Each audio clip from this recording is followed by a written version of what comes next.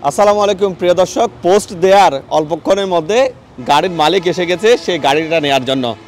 এই গাড়ির মালিকের নাম হচ্ছে যে আজম কন্ট্রাক্টর, বাড়ি ফরিদচুরি পান্দং এলাকার। 13 এপ্রিল মাগরিবের নামাজ পড়তে গেছেন এবং মসজিদের বাইরে মোটরসাইকেলটা রেখেছেন। এসে দেখে নাকি আর মোটরসাইকেলটা নাই। আর আমরা ভিডিও পোস্ট করেছি, বিশেষ করে আমার আঙ্কেল নূর মোহাম্মদ আঙ্কেল, উনি আমাকে অনুরোধ করেছেন ভিডিও দেওয়ার। অল্পক্ষণের মধ্যে পরিচয়টা পেয়ে গেছি, অর্থাৎ গাড়ির মালিকের সন্ধান পেয়ে গেছি। কেমনে জানতে পেরেছেন একটু বলেন। আমরা ওই হাটহাজারী চট্টগ্রাম দর্পণের মাধ্যমে আমার এক মিস্ত্রি জানতে পারছে, জানার পরে আমাকে ডাকছে। আমি গিয়ে দেখি ঠিক আছে, ওখানে নম্বর দেওয়া আছে।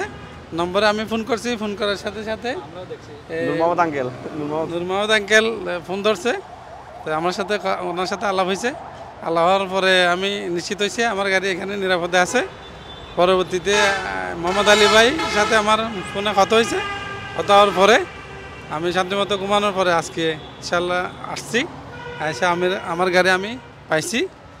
গাড়ি পাবেন এরকম করো, গাড়ি পাবেন, গাড়ি পাবো এটা আসলে তো সুরে নিলে পাওয়া যায় না সহজে।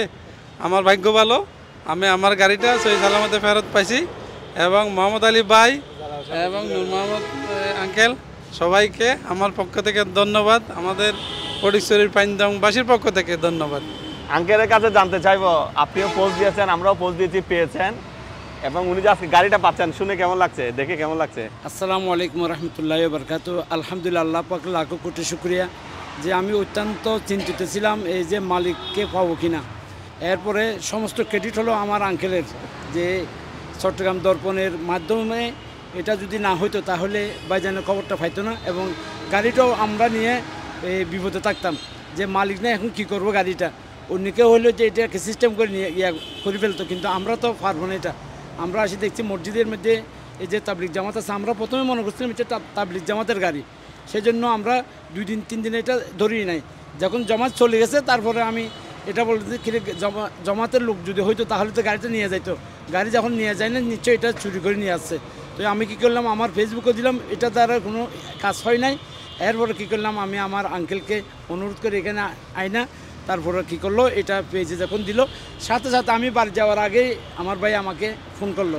ফোন করার সাথে আমার বলছে গাড়ি আপনার গাড়ি নিরাপদ আছে, আপনি আসেন ডকুমেন্ট নিয়ে, এবং আবার আমার আলী আঙ্কেলকে সহ নিয়ে এখান থেকে আপনি নিয়ে যেতে পারেন, কোনো অসুবিধা হবে না।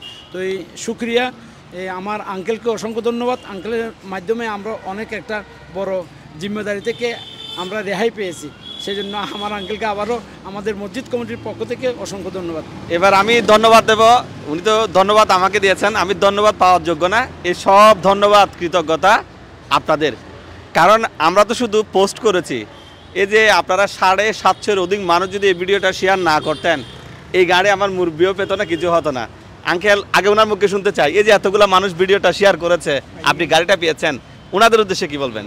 আমি যারা এই ভিডিও দেখেছে এবং যারা শেয়ার করেছে, যারা কমেন্ট করেছে, তারা সবার প্রতি আমি কৃতজ্ঞ এবং সবাইকে আন্তরিক ধন্যবাদ জানাই। আঙ্কেলকে কাছে জানতে চাইবো, যে এতগুলো মানুষ শেয়ার করেছে, যাদের কারণে আজকে গাড়িটা পাচ্ছে, তাদেরকে কি বলবেন? আসলে আমি তাদেরকে আমার মসজিদ কমিটির পক্ষ থেকে অসংখ্য মোবারকবাদ এবং ধন্যবাদ জানাই।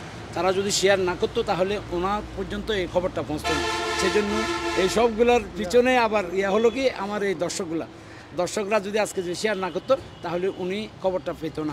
তো সেই জন্য দর্শকদেরকেও অসংখ্য ধন্যবাদ, এবং এই সময় এই সমস্ত মানবিক এই আপনার প্রোগ্রামগুলো আপনারা শেয়ার করবেন। শেয়ার করার কারণে মানুষের উপকার হয়। আমার আঙ্কেলের উপকার না হোক, কিন্তু মানুষের তো উপকার হচ্ছে। আজকে উনি কালকেও টাইম দিছে, এখন আজকেও আসে, ওনার মূল্যবান সময় আমাদেরকে এখানে টাইম দিছে। সেই জন্য আমার আঙ্কেলকে ধন্যবাদ। এরকম মানবিক কাজের জন্য সবাই আপনারা শেয়ার করবেন, ওনার পোস্টগুলো আপনারা সবাই শেয়ার করবেন, আপনাদের কাছে অনুরোধ।